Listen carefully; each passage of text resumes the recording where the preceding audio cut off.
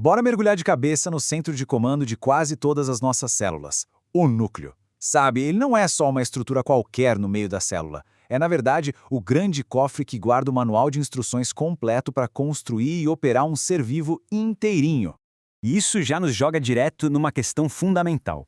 Pensa só, uma célula do músculo e um neurônio no cérebro. Eles têm exatamente o mesmo DNA, o mesmíssimo manual de instruções. E aí, como é que pode uma se contrair para a gente se mover e a outra disparar impulsos elétricos para a gente pensar? Pois é, essa é a grande pergunta que a gente vai desvendar aqui. Então, o nosso caminho vai ser esse. Primeiro, a gente explora o centro de comando, o núcleo. Depois, a gente abre esse cofre genético para entender como o DNA é organizado. E, por fim, vamos ver como tudo isso define o que cada célula vai ser da vida. Bom, vamos começar então pela casa do chefe, o centro de comando da célula. Olha só ele aí, o núcleo. É essa estrutura bem grandona que guarda todo o nosso genoma. Dá para ver os componentes principais, né? O envelope nuclear, que é tipo a muralha dele, a cromatina, que é o material genético em si, e o nucleolo, que funciona como uma fábrica interna, produzindo os ribossomos, que são os operários que constroem as proteínas.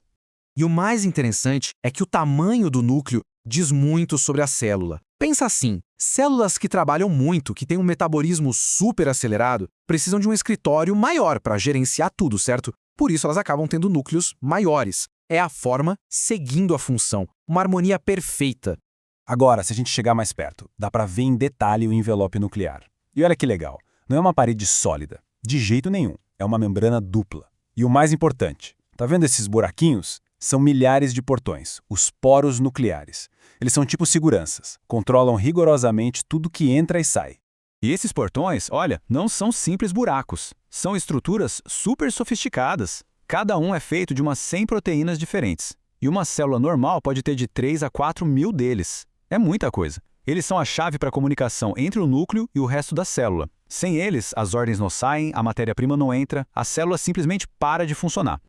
Ok, já passamos pelos seguranças. Agora vamos entrar no cofre para ver como o tesouro genético fica guardado lá dentro.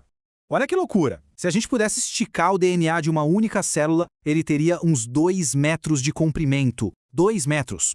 Para caber num núcleo, que é microscópico, ele precisa ser empacotado de um jeito genial. O DNA se enrola numas proteínas chamadas histonas, e isso forma uma estrutura que parece um colar de pérola, sabe? É o nucleossomo. E esse colar vai se dobrando e se enrolando mais e mais, até formar o cromossomo supercompacto que a gente vê quando a célula vai se dividir.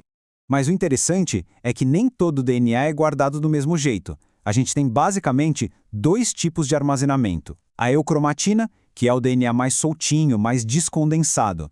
Pensa nela como os capítulos do manual que estão abertos na mesa, prontos para consulta com os genes ativos. E aí tem a heterocromatina, que é o DNA supercompactado. São os capítulos guardados na estante, arquivados, com os genes inativos. Essa imagem aqui ilustra essa ideia perfeitamente. Na eucromatina, o gene está ali, exposto, acessível para as máquinas da célula lerem. Já na heterocromatina, ele está todo enrolado, escondido, silenciado. E é exatamente esse controle de acesso que permite que uma célula seja diferente da outra. E um exemplo clássico disso na prática é a inativação de um dos cromossomos X. Como as fêmeas de mamíferos têm 2 cromossomos X para não ter uma overdose de genes, um deles é simplesmente desligado em cada célula. Ele vira heterocromatina. É um mecanismo de compensação genial, a regulação genética funcionando ao vivo. Certo, já entendemos como o manual é guardado. Agora vamos ver as moléculas que fazem o trabalho, o DNA e o RNA. A diferença entre os dois é crucial.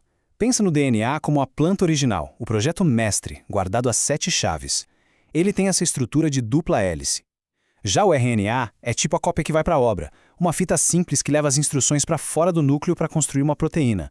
E tem outra diferença importante no alfabeto deles.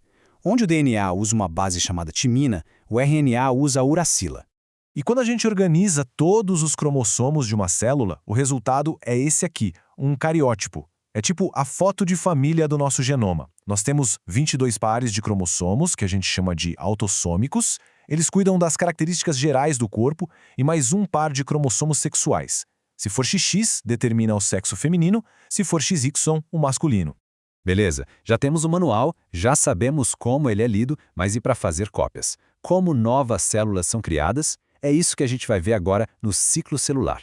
A vida de uma célula é dividida em duas grandes fases. E olha que curioso, a maior parte do tempo, tipo uns 90%, a célula passa na intérfase. É o dia a dia dela, crescendo, trabalhando, se preparando. A fase M, a da mitose, que é a divisão em si, é o grande evento, mas acontece bem rapidinho. Essa intérfase é a preparação total para o grande momento. Primeiro, na fase G1, a célula cresce, produz proteínas, vive a vida dela. Depois vem a fase S, S de síntese, que é o momento crucial. Todo o DNA é duplicado, o manual de instruções inteiro é copiado, tintim por tintim. E por último, na G2, é a checagem final, sabe? A célula estoca energia e faz os últimos ajustes para a mitose. E na hora da divisão, existem dois caminhos. A mitose, que serve para a gente crescer e reparar tecidos. O resultado são duas células filhas idênticas à mãe. É como tirar uma fotocópia. Já a meiose é usada na reprodução sexual. Ela gera 4 células filhas, cada uma com metade dos cromossomos e geneticamente únicas. Aqui é como embaralhar um baralho para dar uma mão de cartas nova. E tudo isso nos traz de volta àquela primeira pergunta. Lembra? Como que células com o mesmo DNA acabam com destinos tão diferentes? Vamos amarrar essa ponta agora. E a resposta, no final das contas, é de uma simplicidade genial. A diferença não está no manual, mas sim em quais páginas desse manual a célula decide ler. Nem todos os genes estão ligados ao mesmo tempo. Esse processo tem nome: diferenciação celular. Funciona assim. Uma célula do fígado liga os genes para produzir enzimas que limpam o corpo.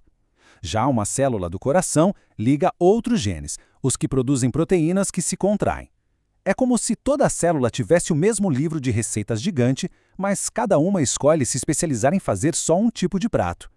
E é esse controle fino que cria toda a nossa diversidade de tecidos e órgãos.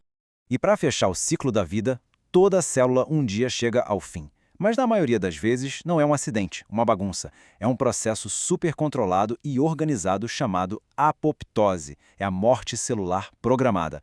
É o jeito do corpo se livrar de forma limpa de células velhas, danificadas ou que não são mais úteis. Tipo as que formavam as membranas entre nossos dedos quando éramos embriões. É um processo essencial para a nossa saúde. Então, olha só o caminho que a gente fez. Partimos da estrutura do núcleo, entendemos como 2 metros de DNA cabem ali dentro, vimos como ele é copiado e como as células escolhem suas profissões. Tudo isso é regido por esse manual de instruções fantástico. E a questão que fica no ar é, se essa dança genética consegue ditar a diferença entre uma célula que pensa e uma que se move, o que mais ela não está controlando silenciosamente em cada aspecto do que somos?